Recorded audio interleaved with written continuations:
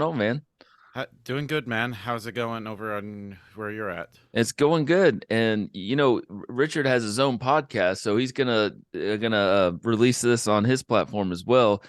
Richard, how do you do your intro? Why don't you intro our intro and we'll just do it together? I'm gonna be on your show right now. Okay. So what's up, guys? Episode 139 of Richard Metal Fan Interviews. That's usually what I do in person. I'm just like here at insert Atlanta venue, but I'm here with my good buddy Scott Bowling from Good Company. How are you doing today, Scott? Good, man. Good. And this is cool. It's like a unique thing. We're both on each other's podcast at once.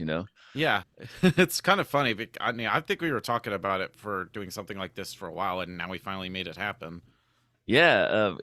When I was reaching out to you, I forgot that you came over to my house that for a couple interviews, right? Or was it just one? It was only the one you did, the Mark Rizzo, with the now with El Lines at the gate. Nino. Yeah, Yeah, yeah, Lines. Yeah, and El Nino. Yeah, yeah. He's a super cool guy.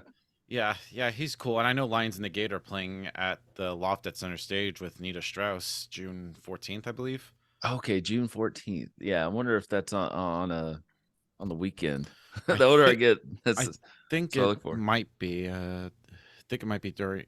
Well, it's during the middle of the week. It's on a Wednesday, but I would like to Ah, that's cool. I could do that. I like to see like Christian and all the Christian's the other man. guys. Yeah, I saw your interview with them. It was pretty cool. Cool. Uh, Cool. And I gotta ask you, how did Good Company first start? Like, what made you decide like I want to interview bands? well, that's originally it was just gonna be like this, just a Zoom, and one of my best friends, Kurt Thomas, who's a singer songwriter, he's like, dude, look at your basement. You you should have people at your house. And he was filming a music video at the time, and so he kind of connected me with a guy named Dustin. So I did that.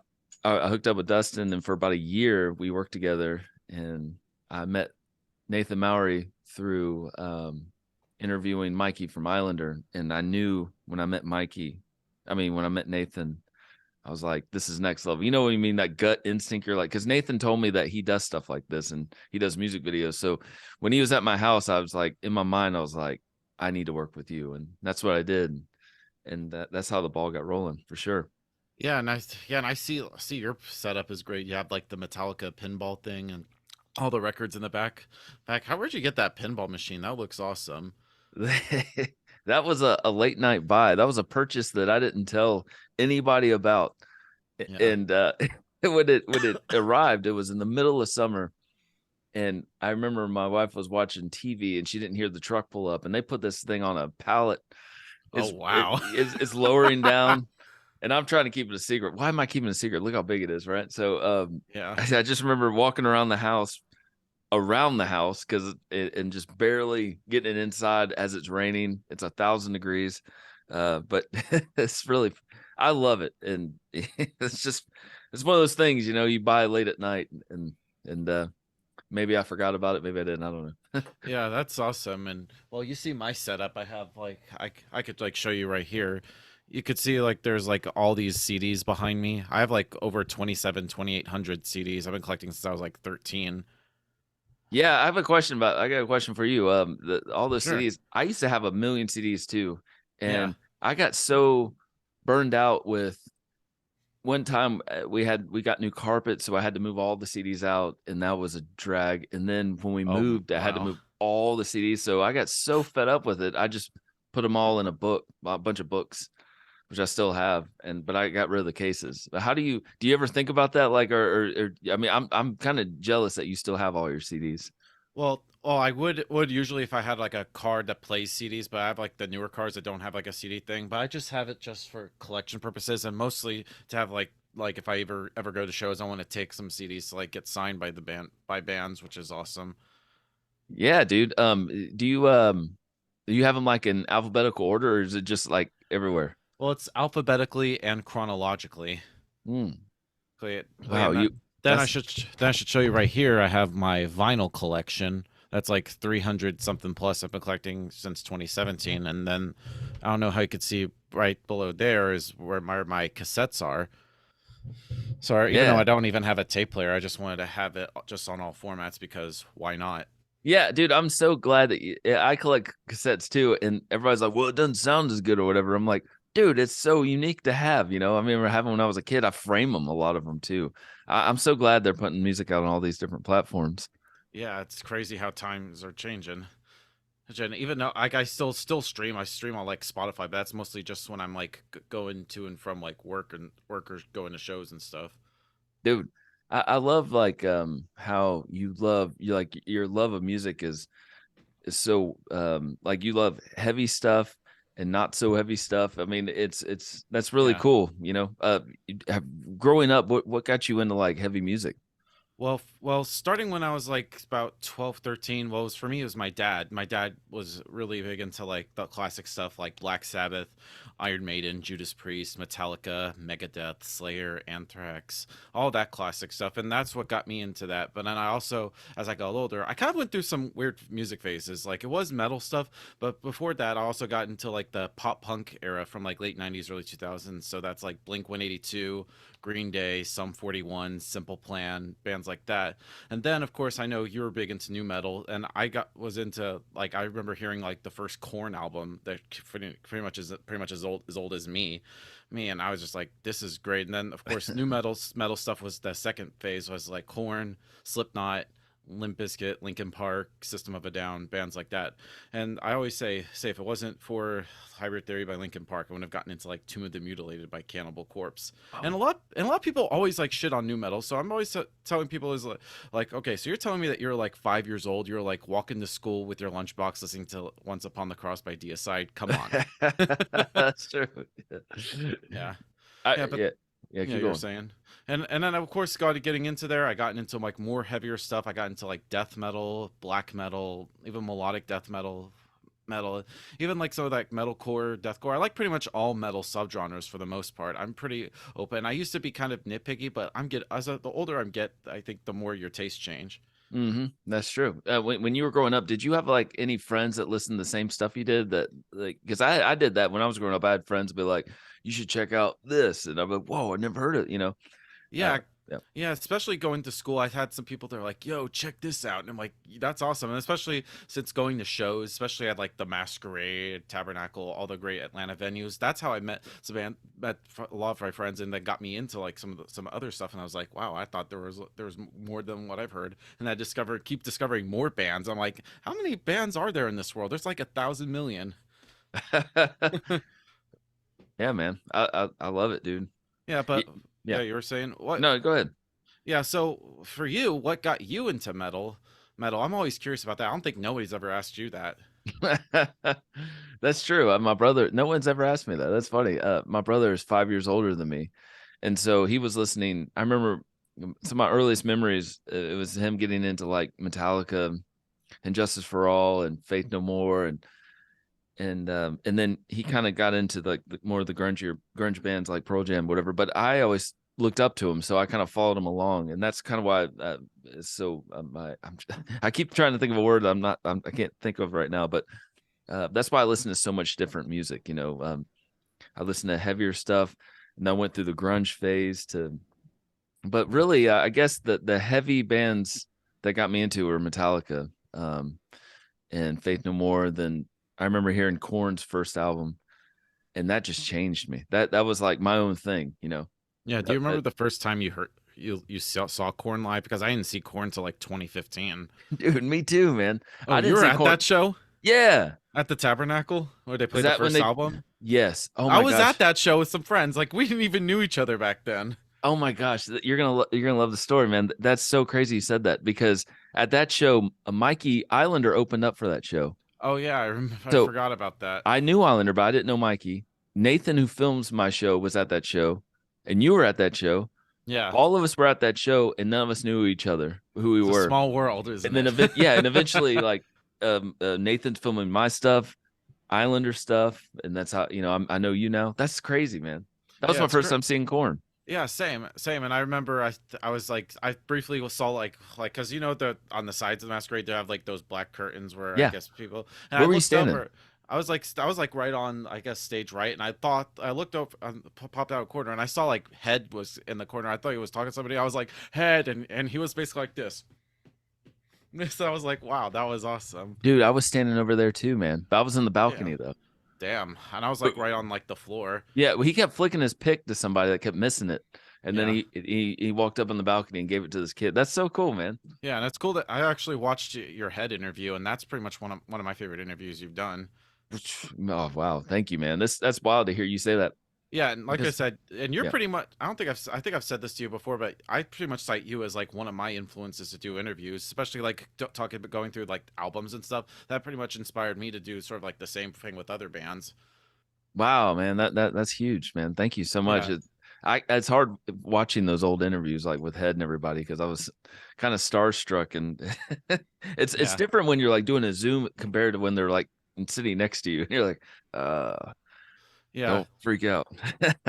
Yeah, I try to do that. I've done that a couple times, especially with Zoom, either Zoom or in person. I tried to be like, "Oh my gosh." Yeah, dude, what you do is so cool, man. You go on site, like you're at the shows. How'd you get that idea? You know, Uh, you're at the Masquerade and other yeah. places. Well, I did like Zoom interviews, so I started in August of 2020 was when I started doing the for the most part. Then once shows started to come back, I was like, I need to if I'm gonna try to continue this, especially if there's bands in town, I want to try to do it in person. So I had to like go on like Amazon to get like some microphones and a camera with a tripod, and I have got this from Amazon. It's I forget what it is. It's a 4K camera, 48 megapixel, goes up to 4K with 60 frames per second. Hmm. That's pretty much what I use to film like my in-person interviews. So what do you 'Cause do? Do you show up early and how do you connect with these bands, you know, I to usually do go his through interview? pretty much through their label and through their PRs and stuff. And of course, I use a Zoom PodTrack P4 to record audio, and I try to like listen and I plug in like two microphones like through Hmm. here, and I try to do and what I do is then I do like a simple like I do it in the video you see and 3 2 1 actions. That way it's easy so I can sync the audio and the video together, and I pretty much edit it all with like Windows Wow. Movie Maker. Dude, That's so pretty much my process you're to pretty get good on the interviews. computer then, Yeah, doing all that. That's yeah. awesome, man. I Is that pretty much natural? know enough to get by. Yeah, me too. Yeah. Have you ever had it like where you're interviewing somebody and it didn't record or any kind of technical issues like that? Well, usually it would like glitch out, especially like. But I had one that kind of. I think I'm trying to remember. I think I did interviewed the band Barry Tomorrow. I think it was like the battery kind of went dead, especially at the last like in couple questions, and that happened. Then and I didn't have an extra battery, so I had to like record the last bit with my phone. I had to like stick it like down in my pocket and everything, but they didn't know.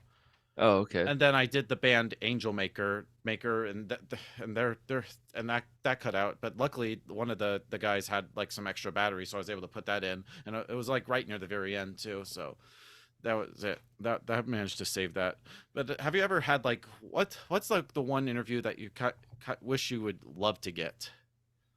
The one that you'd be Um, like, I want this, the one I instantly think of is Chino from Deftones. dude. So he knows about my show because I interviewed Chi's brother, and he said, and my buddy got to interview him. I can't think of the name. I have to insert in here. I can't think of the podcast. However, he mentioned that he knows my show or whatever, and through Mikey and a couple other people that know Chino, he basically declined. Like he's not Yeah. really doing interviews right now. My podcast is small, so I totally understand. But yeah, Deftones were such a big influence. I would love to have Chino. That'd be really cool. Yeah, Deftones were my shit. I still like Adrenaline, Around the Fur, White Pony. Those first couple Deftones albums are perfect. Pure Pleasure podcast. That's what I'm trying to think of. Uh, there we That's the go. podcast I had Chino on there. But Awesome. Awesome. And has there been any interviews that you kind of look back as like, man, I wish I could have asked about this, or man, I would love to have wish could have done it like better. yes. There's two of them. The first one's HR from Bad Brains. HR came to my house, and he was very quiet and very polite. And I was very new at interviewing or podcasting or whatever. So when I would ask him a question, what was your first album like? He would just say, it was good. And I was so new at it. I should have prepared better. And I mean, I was sweating, just trying to make this thing flow. And I'm like, I'm brand new at this.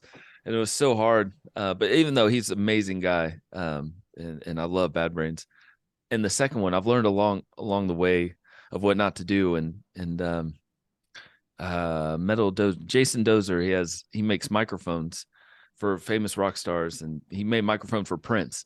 He lives like down the street from me, and he's in a Van Halen tribute band and a couple other bands. My mind's going blank right now. Anyway, we had a big I went out the night before with a bunch of friends, and we stayed out a little too late. Oh And so shit. yeah, so when I'm interviewing him, our interview was only 25 minutes long, and it was just like I was just struggling to like just get through it. And I felt terrible because it was a waste of his time and the crew time. So I learned, I've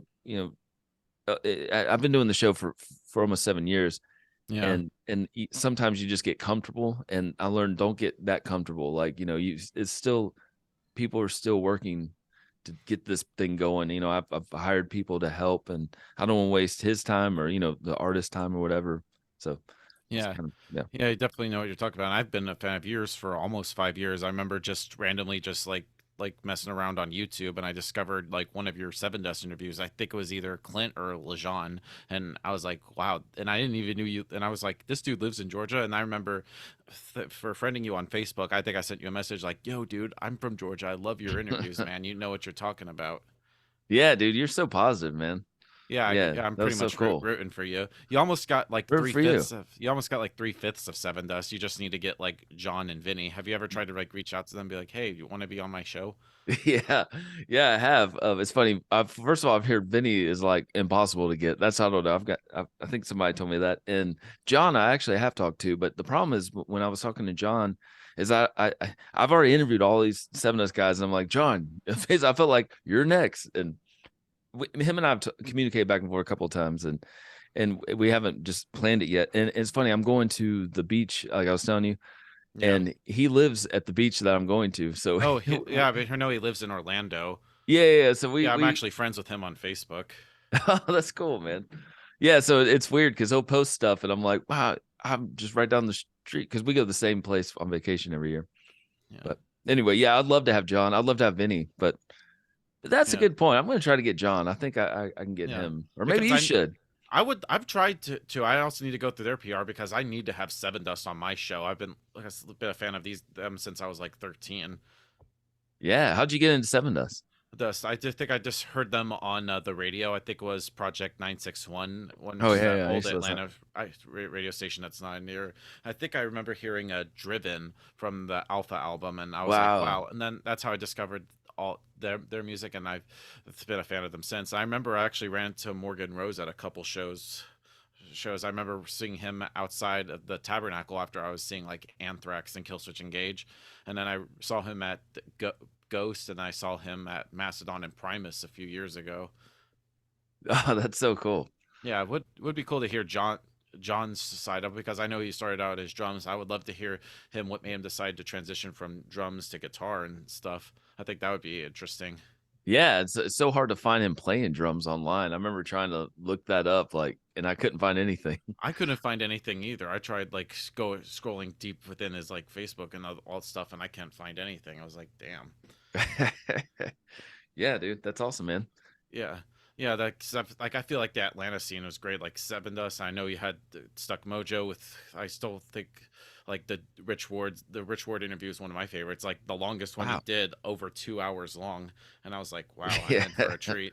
Oh, thanks, man. It's funny. I was just thinking this, and I want to ask you a question, but the first concert I ever saw at the Masquerade was the old Masquerade, Yeah, not where it is now, and it was Seven Dust. It was yeah. in 1997. What was your first concert at the Masquerade? Do you At the remember? old Masquerade. Oh, did you go to the old Masquerade? Yeah, I went there, I think 20 plus times. I was a Whoa. late bloomer to Masquerade. I didn't start going till April of 2015. I saw Testament, Exodus, and this band called Shattered Sun, which their singer for the band is now the current singer for El Nino. Wow, that's so cool. I'm friends with them. I didn't even know that. That's cool. Yeah, so that was pretty cool. And I've gone to so many shows, especially at the old Masquerade and the new one. I pretty much the staff there pretty much knows me. They're like, there's Richard. It's amazing to see how many people that work at the Masquerade that are in bands. I had the band Left to Suffer on the show. Yeah, they're my boys. I've interviewed them Yeah. before. For I Some of know, them work at the Masquerade. yeah, I know a Christian, I think, and Uh-huh. Yeah. Alex. I think Jacob does. Maybe Pete.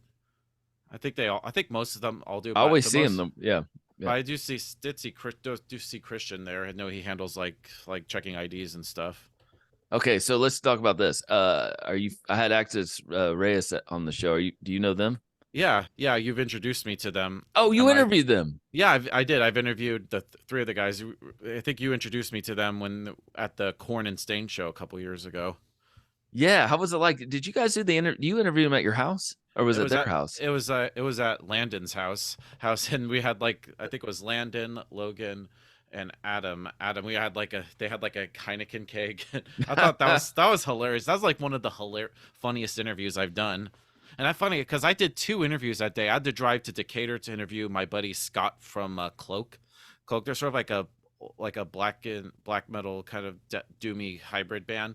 I did that. Then I had to drive all the way back to Kennesaw to do the Actus Reus one. So I did two in-person interviews in one day, which is kind of nuts. Yeah, it is. So it's hard to like I've had to do that before where you have to like you take notes on different bands and kind of just I don't know, I'd have to separate the interviews in my mind, you know. Yeah, Do you yeah, take notes before your interviews? yeah. That's something I was late to, you know. Yeah, that's the main key. I try to like know what I'm talking about so I don't look like an idiot. I try to do my Right? research beforehand. Try to like I try to like go and look for any interviews. I don't think nobody's ever asked, and I try to pull some stuff from the internet, and I'm like, I don't think nobody's asked that, and I try to like dig deep. So I pretty much know what I'm talking about. So who is you asked me like who my dream guest would be. Who's yours? I think I would love to interview a few like Steve Harris from Iron Maiden. That would be a dream. I would love to interview Corey Taylor, or I Oh know yeah. you've interviewed him before. I think that would be a dream come true. And I actually met him at a convention a year ago, and I think I mentioned you to him. Oh, thanks, Him dude. and yeah, and he was like, "Oh yeah, I know him." So that was That's so pretty awesome, cool. man. That was pretty. That's one I would love to interview of Seven Dust, because like I said, I've been listening to them since I was 13. I would hope because with their new album coming, I would like to try to interview one of the guys. Yeah, man. Yeah, that would be amazing. Maybe I can try to help you with that. I Yeah, still talk to Clint every once in a while. yeah. I And think Morgan. Clint. I think either Clint or Morgan would be good. I would love to talk with Lejean. Jean, I think because I always like to talk with the lead singer. Oh yeah, dude. Yeah, and you should do like a part two with LJ. I think that would be awesome. That 'Cause would be. Yeah, that was amazing having him on the show. It was right around Christmas. He took he took family photos. For some reason, we had a Christmas tree, and I was like, "All right, get together." My wife and kids were standing with them, and I took a photo. And everybody jokes because it looks like that's the family, but that's just Lejean standing next to my family. yeah. I don't know. That's so funny. Yeah, I love. Yeah, I heard Lejean's like a nice guy, and he's a great frontman. Like he really has a very powerful voice. That's one of my favorite frontmen of all time. Yeah, he's got a side project that's in the making. I guess it's Oh wow. forever. I don't know when it's coming out, but I know he's been working on it for a while. He's an amazing frontman. Yeah, I need to I mean, check that out. yeah, dude, I've seen them so many times, man. Yeah, What's up with the? I always see you posting pictures with a new lady. Do you got a new yeah, girlfriend? yeah. I have this girlfriend. I'm actually gonna see her tomorrow. Tomorrow, Chrissy. Like we've been dating for since July of last year, and she's pretty much my everything. Like she pretty much likes pretty much all the same stuff I'm into. It's just that I just hate that she lives like 2.5, 3 hours away, but we try to make it work.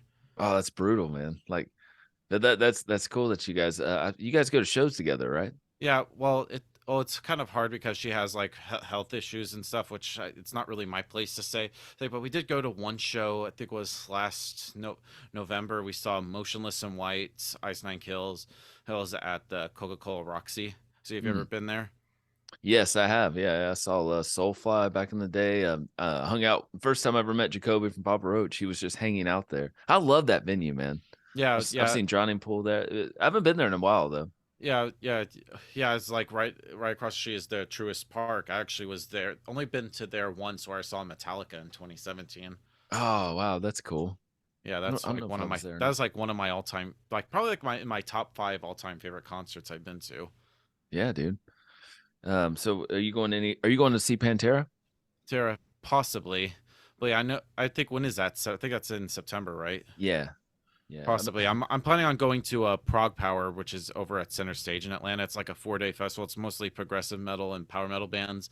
And I feel like there's one band you should check out, Unleash the Archers. They're a power metal band from Vancouver, Canada. They're really great. I've interviewed all 5 members, and they're all Wow. like really cool. I heard that they're working on a new album and try to do, because I've interviewed each member individually. I'm trying to, hopefully for the new album when it comes out, hopefully it'll be by the time Prague Power is. I want to try to get all 5 of them all together for an interview. Oh, okay. So you interviewed all 5 separate. Wow, that's awesome, man. How'd you find out about these guys? Yes, I just from friends and stuff, and of course I see there's always these like YouTube always has like these people reaction videos and that and stuff, and that's how I discover like all these bands. Yeah, dude. You got to talk about this, man. I remember seeing you do like these covers where you're singing along to songs and stuff. Yeah, When'd you come up with that idea to yeah. film it and you know? Well, I just saw like I said YouTube covers. I just see people do it, and I figured why not I do it. And I just only post it on Facebook and stuff. I don't do it to YouTube mostly because of like copyright and stuff. Oh yeah, yeah. But yeah, I've been practicing and I've gotten a lot better. And in fact, there's some older videos I try to like do those songs I did before then. I actually redo it just with like better quality and everything. Uh huh. No, that's cool. How do you pick a song? How do you pick what song you're gonna sing? Do you just It's just random? whatever I'm in the mood for. Before I listen to the song a few times, try to remember, try to have the lyrics memorized and stuff, and then it just comes like that. It just depends on how I'm feeling or what song just I feel I've been jamming to a lot that I want to just do a cover of. Yeah, that's awesome, dude. It's very cool, man. Yeah. Yeah. So, what's your next interview coming up? I'd love to, or with any interviews in the horizon. Well, it's been so sporadic right now. I'm supposed to interview the Dropout Kings, and they're on tour with Mark Rizzo. They're on tour with, or they were just on tour with El Nino, Yeah. and so it's just funny because they want to do the interview after their gig, after the shows every night. And you know, I've got 2 kids and work and everything. I'm like, Yeah. they'll be like, well, their manager tells me, how about we do the interview at 1 in the morning? I'm like, I can't do it that late, man. Yeah. Yeah. You're a grown ass man. You got Oh yeah, responsibilities. yeah. They want to do it right after the show. Like, can we do it before the show? How about when you wake up? Yeah. Yeah. Yeah. So yeah, some people have like shit they have to do. Yeah, but I'm trying to get inspired to, to interview more people and get out of my comfort zone. Maybe this is a good question for you. Is like my problem is now, and maybe not a problem, but I tend to look back at old interviews and be like, I should do kind of like you're saying, like a part 2 with Lejean. I get in that mode where I just want to interview the same. Sometimes I just want to interview the same people I've already interviewed because I'm comfortable with them and it's like Yeah. a comfort zone. And so now I'm trying to think like, well, maybe interview people I haven't, because get out of my comfort zone again. Because a part of me Yeah. gets kind of lazy with that, like, oh, I know that person and they know me, so it's going to be a little easier than interviewing someone I've never met before. Do you Yeah. ever feel that way? Yeah, for the most part. In fact, there's a lot of bands that discovered my show, and then I became friends with. But then I try to like interview like bands I've never viewed before, and I'm trying to get that too. It's just I trying to get reach out to more and more, and I try to like be consistent, because one thing to a note for interviews, like consistency is key. You got to have like more interviews so you can get people to watch it, and just people keep people entertained so they won't have to wait like an eternity or so. Yeah, that's true. And keep it on schedule. I joined the CMS network, Classic Metal Show Network, which I gotta send you some links to, man. I think you'll really like it. Nice.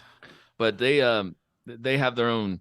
They Chris Aiken has his own website where it just has it's called Heavy Metal Television. I think that's what it's called. But you can hear, I mean, you got the full package on the website where you can hear interviews from all these different uh people and see all these different music videos and music news. It's all on one platform. So it's called CMS, Classic Metal Show.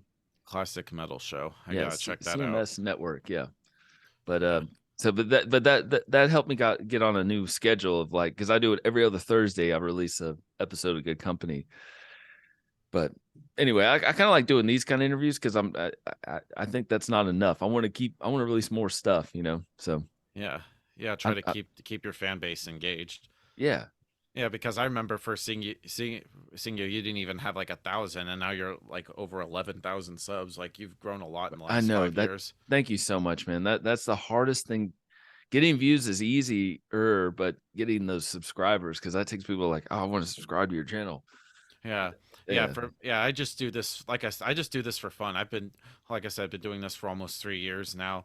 Now, this is just a hobby. I just do this for fun. I don't do it for like views or money, because if it were about money, I'd bug people at the beginning of like all my videos with like the first like 2 minutes thinking some company does no like fucking thing to do with metal or my channel or whatsoever, or to tell people to download some game or app on their phone that I just pretend to play to tell you guys to like it, just to like kiss their ass. I'm like, no, that's not it. Never been about money. I have my job and that's all I need, and I just love doing this. Like it's not a popularity contest. Like I don't care about being popular, and not even if like two people watch my videos out of like the 3,500 subscribers I have. I know there's a lot of people, and hey, it means a lot if people watch my videos, and it really just helps me feel positive and helps me motivate myself. Wow, that's amazing. Did you ever feel like, when you discovered music, that you were different with for how much you love music than other people? Like I've noticed that, like when I remember being younger and like I'd have friends like, yeah, I'm into this, I'm into music, whatever, but they wouldn't have that same passion as me. Like I'm like, no, no, no. I'm obsessed with music. Like it's mine, it's my thing. Do you remember when that happened with you? I mean, Yeah. where you fell in love with music? Um, I think ever since I started going to shows a lot more frequently and meeting all these people, and then telling them, because I know some people feel a certain way than other people, and I just feel like you got to check this out, and I think some people noticed it right away. Is like, dude, you really know your stuff. You really are a fan, and you really give a shit. And Hmm. that's pretty much when I knew, like, yeah, I'm obsessed with music. It's a great feeling, man. I don't know. It just feels like for me. It always just felt like something. It was mine. It was nobody told me to get into music. Nobody, it's kind of like I discovered my love for it. And other people have that for like sports and stuff, which I was never into sports. So Yeah, like, me either. I had like a sports phase like as a kid I from kid, I like did, yeah, but yeah, no, from like 7 to about 12, and then after that that was when music took over. It was like, yeah, you're out. dude, same here, man. That's so funny. Yeah, I had the T-ball thing. Yeah, I used to be a fan of like the Atlanta Thrashers, which is like a hockey team, but it's not there anymore because I think they got bought to like Washington or something. Oh yeah, yeah, yeah. I remember Yeah, I that. used to go to like the Phillips Arena, which is now State Farm Arena, back in the day when I was a kid. Hmm. You Yeah, ever see any fights at the? I've never been to a hockey game before. I don't think so either. I can't remember. I was like so young, but I do remember at Phillips at the it's now State Farm Arena. They had like those thrashers have like those two heads, and every time like they score a goal, it gets really loud, and then the mouths of them like open up and they shoot like fire, and I was like, yeah, and I feel the warmth. I was like, whoa. That's cool. You still remember that, man. Yeah, I feel it's so weird. I can't remember a whole lot. I feel like in life, I feel like your brain just picks like random times to record, and then other times it just like deletes Yes. it. It just Yeah, feels yeah. weird. It is weird. That is funny. I've forgotten so much when I was a kid, and growing up, we didn't have cameras at concerts. Like everybody has their phone now. But I'm older than you, but like I Yeah. wish that I took more photos back in the day. Yeah. I didn't even have like my own phone. I was like phone until I was like about 10 years ago. Hmm. I was kind of like a late bloomer and all that stuff. Yeah, dude. I used to have the 1 hour photo, like the and I lost. I had it all in a photo album, and I lost when I moved. It's Damn. like, no. I found some of them. I have some at Ozfest when Slipknot played the first year. Oh yeah, and that was actually where they shot their music video for "Spit It Out" Yeah, at that yeah. show. I was at the Atlanta show. I have Oh, photos of that. Yeah. yeah, I remember seeing that video. Now that's still one of my favorite Slipknot songs. I remember Corey talking about the first time I saw Slipknot was Mayhem Fest 2008. They were playing with like them, Disturbed, Dragon Force, Mastodon, and a bunch of other bands. Oh, Hands that's down, so I cool. remember that day. I got out. That was like the second day of my freshman year of high school. My dad took me out. It was like me and another friend of ours. We went there, and I was like, wow, this is awesome. And funny enough, my first two concerts were Slipknot. That was that, and then February of '09, I saw them at the Gwinnett Arena, which is now That's called Gas South South, gas, which is that's up. over in Duluth. I saw Hmm. Slipknot there, and they had Coheed and Cambria and Trivium, and that was another great show. Oh, dude, I missed that show. Yeah, that's really Yeah, cool. yeah, that was like right at the tail end of the All Hope Is Gone era, and that was the last time I ever saw them with like the original 9 members Oh, you saw with Paul and Joey. and Joey. Yeah, Yeah, yeah. I think I might show you this. Hold on, just one sec.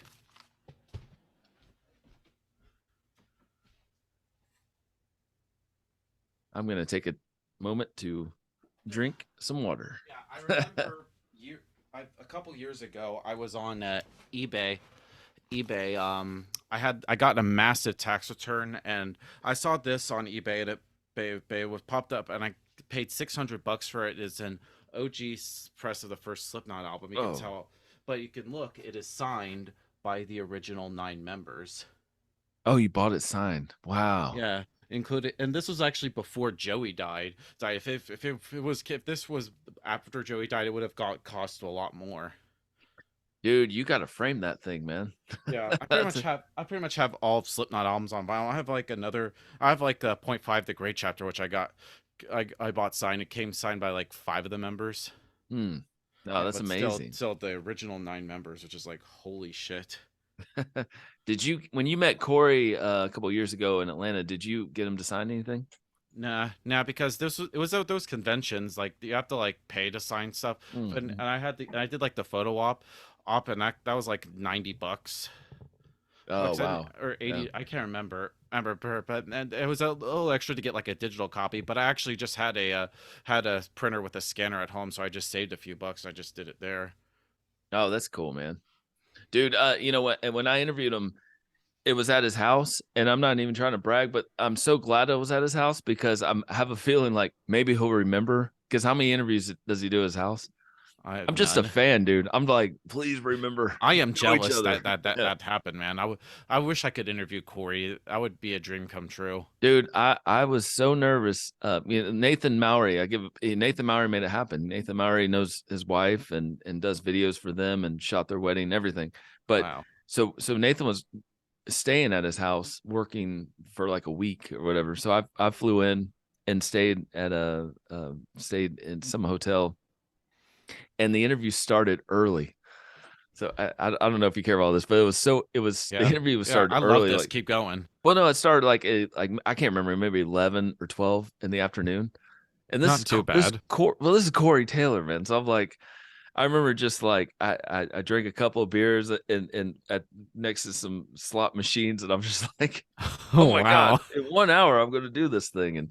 And anyway, man, it was great. I gave Corey two platinum awards, Yeah. and so I sent those awards to his wife, Alicia Taylor, and she Yeah. kind of hit them aside or whatever. But when they arrived, the Slipknot one, I gave him a CMFT award and the Yeah. Slipknot award, trying to be different on the show. Hey, look what I got, you know. But my problem was I waited too long to open the package to make sure that everything arrived safely. So Yeah. literally 10 minutes before we started, I opened the Slipknot award and the record had dropped. Oh Like it shit. slipped. So I'm like, I'm in Corey's driveway, like trying to like open this frame up, and like I'm using duct tape and trying to like fix this thing all up minutes before we start. So it's like I'm like, this is so crazy. So anyway, Yeah. and I told him the story, and he's like, "Oh, it's so cool, man. You know, I expect nothing less from a Slipknot award for falling Yeah. apart." It was so Yeah. funny, man. Yeah. I would love to record. I gotta like I because you said Nathan hooked you up. Yeah, I mean, he knows all those guys. Or Yeah. he I used could to. I don't maybe. know if he still does. Yeah. I should probably hit up Nathan about that. Yeah, man, shoot him a message or something. Yeah. Yeah, I got to. Too. He's a cool guy. Haven't seen him in a minute. I think I saw him at a Furnace Fest, which is the last like big festival I went to. It's like in Birmingham, Alabama. Oh yeah, you ran into him. That's so Yeah, cool. yeah. Oh yeah, I told you about it. It's like, yo, look who I ran into, and you're like, Nathan oh, dude, Mowry. that's awesome. Yeah, Yeah, he does he's a death buddy. matches now. He's a buddy of yours. Yeah, Yeah, death matches though. Like we saw him in Gainesville. I mean, he's crazy. nice. But man, I appreciate you doing this, man. This is really cool. Hell yeah, hell yeah. It was great. We were talking about it for a while, and now here we are. Yes, on both of our podcasts. That's so cool, man. Well, listen, we gotta keep in touch and do this more often for sure. Dude, dude, I'd be down when you're down, and I'm down to like, cause I've drove to your place before. It was like an hour and a half drive, but it was well worth it. Yeah, you signed my Good Company stuff. Yeah, Um, yeah, I need to come back over at some point. I would love that. I'd be yeah, down to hit man. the drive again. Yeah, we gotta schedule something, man. Just Yeah, hang yeah, out. yeah. That or if you're having like an interview at your place, I'd be more Mhm. than down. Yeah, dude. Perfect, man. Like no questions. Like you're coming. I'm like, okay. Yeah, I gotta come to your place sometime and check out all these CDs. Hey, you're more than welcome to. I have nothing to hide. All right, Richard, man. It's been awesome, dude. Yeah, it's great. Been awesome too, man. All right, thank you, brother. We'll talk later, man. Oh yeah. That's cool.